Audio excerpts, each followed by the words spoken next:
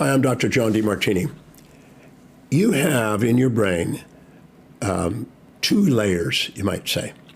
You have the cortical layer, which is above, and the outer layer. And you got the inner core.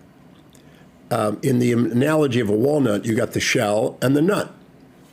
And the people who live by the inner core, the inner nuclei, if you will, end up nuts. And people live with their outer shell, their executive cortical area, they're more sane, you might say. One is called systems one thinking, and the other one is systems two thinking.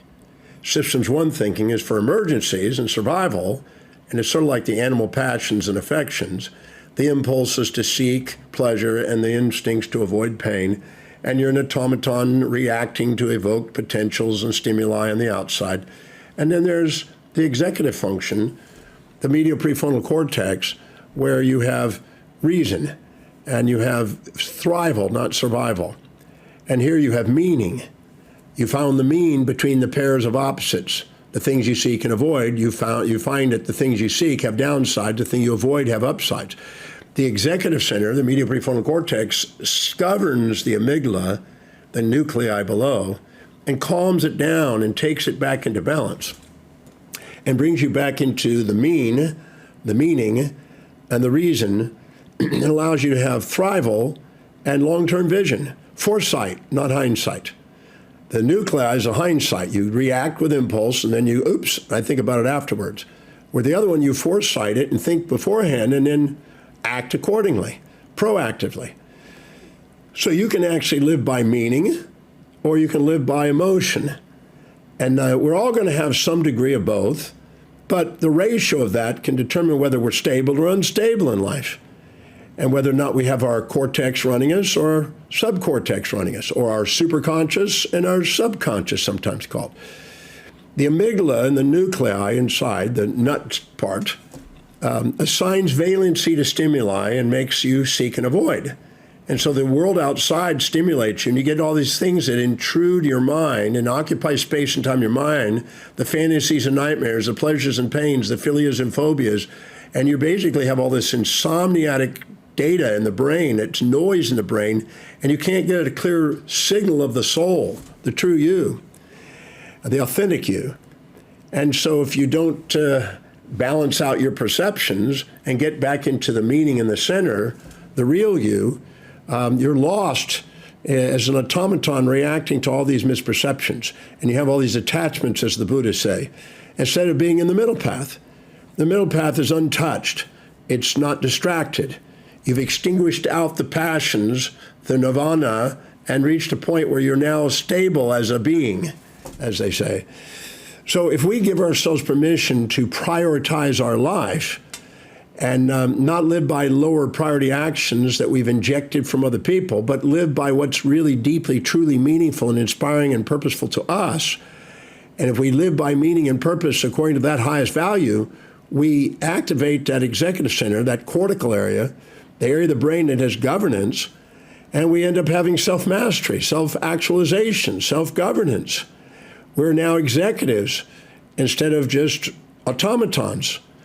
You know, in a company, you'll see that in the structure of the company, you may have the workers down at the bottom, and you may have the supervisors and managers, and you know, maybe some of the executives, and finally the leader who's the real executive, the visionary. And there's gradations, and it requires greater degrees of foresight, greater degrees of planning, greater degrees of prioritization, greater degrees of delegation to rise up. So if you want a meaningful and powerful life, it's wise to prioritize your life and fill your day with high priority actions. Now, what distracts that?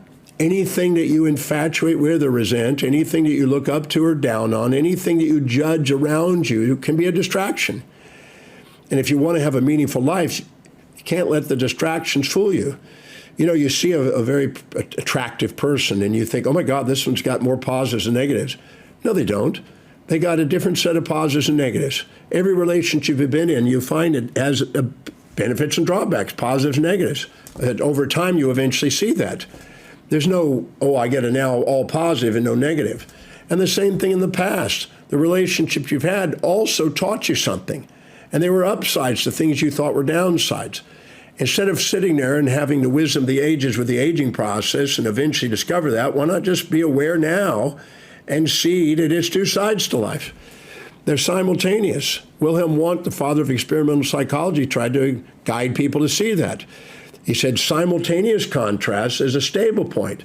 Sequential contrast, where you're having a lag period between seeing the positives with the negatives or the negatives and the positive, seeing if you come from a Taoist perspective and see both sides simultaneously, you're more stable. You found the way, the path. But if not, you're wobbling all over the place. I like to imagine you have a top, and if you it's half black and half white, half positive, half negative, half good, half bad, whatever you want to give the polarities to.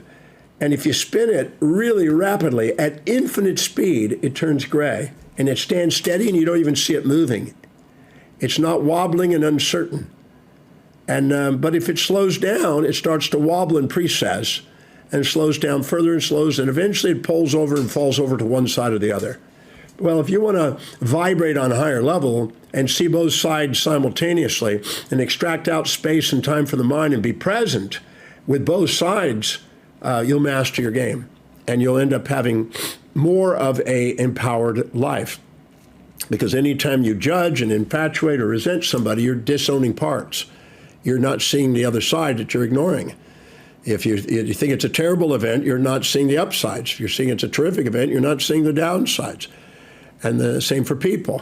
So judgment slows down the top, makes it wobble, makes it fall over into black and white and absolutes. You've seen people that are extreme radical, extreme fundamental absolutists, how unstable they are, and how much conflict they have, and how many times they are distracted by trivia.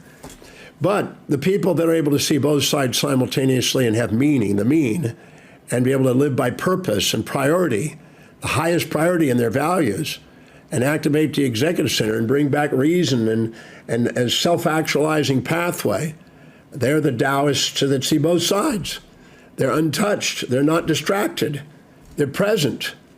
And the present's where it's at. You don't age in the present. You only age when you add past and future to things. Like I say, when you extract out space and time from the mind and become the soul, you become immortal.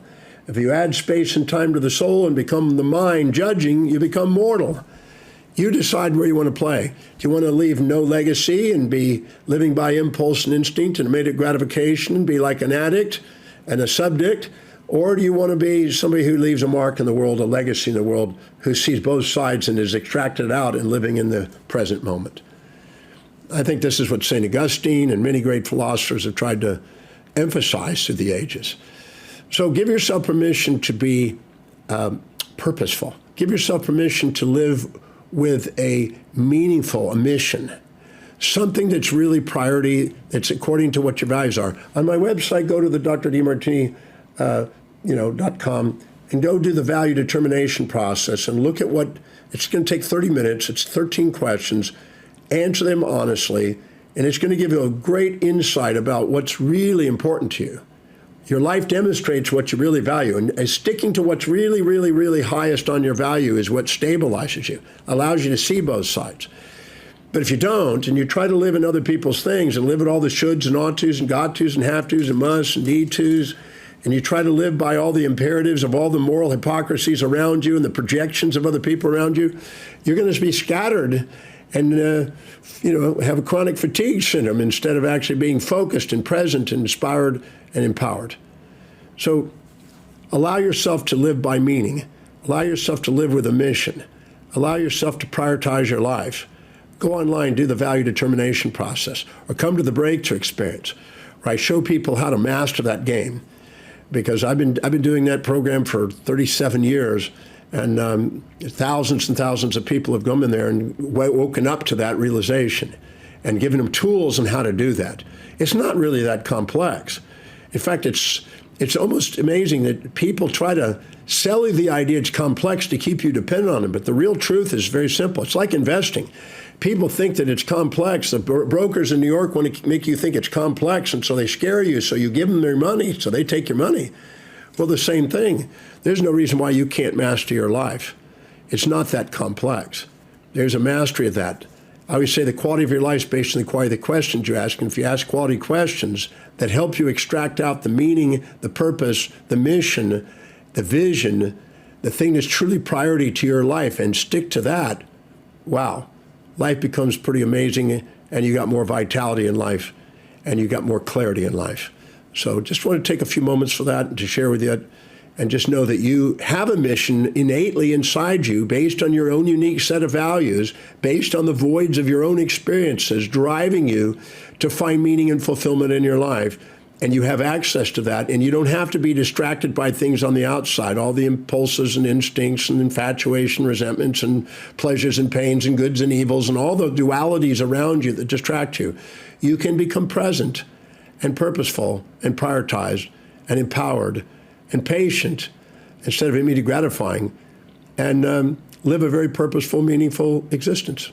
So just want to take a few moments to share with you that little message, and I hope to see you in the break to experience it.